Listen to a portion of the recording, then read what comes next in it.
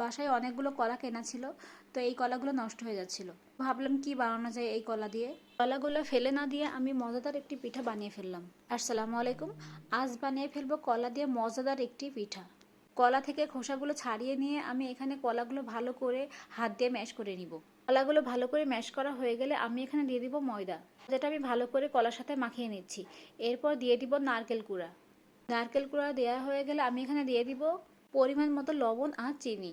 এবার এটা ভালো করে ম্যাশ করতে হবে। তো আমি ভালো করে এটা মাখিয়ে নিচ্ছি। মাখানো হয়ে গেছে। এবার আমি একটা কড়াইতে তেল গরম করতে দিয়েছি। এক এক করে আমি পিঠা শেপে এগুলো বানিয়ে নিব। আপনারা চাইলে পিঠার শেপটা অন্যভাবে দিতে পারেন, তো আমি এইভাবেই দিচ্ছি। এক করে আমি এভাবে দিয়ে আমি তেলের সাথে এগুলো ভেজে নিব। সাইডে পিঠাটা এমন লাল করে ভেজে নিতে হবে। এবার আমি পিঠাটা লাল করে ভেজে নেওয়ার পরে অপর সাইডে উল্টে দিলাম। এভাবে দুই দিকে উল্টিয়ে ভালো করে এই পিঠাটা ভেজে নিতে হবে। তো আমি এক এক করে সব পিঠাগুলোই এভাবে এমন করে ভেজে নিলাম। দেখতেই পাচ্ছেন পিঠাটা কত সুন্দর কালার এসেছে, আর খেতেও কিন্তু দারুণ হয়েছে। তবে আমি সবগুলো পিঠা ভেজে নামিয়ে নিব। এরপর দেখা যাক আমার পিঠাটা কেমন হয়েছে। দেখতে যেমন দারুণ হয়েছে, খেতেও কিন্তু অসাধারণ হয়েছে। মজার মজার রেসিপি পেতে পেজটি ফলো করে রাখুন।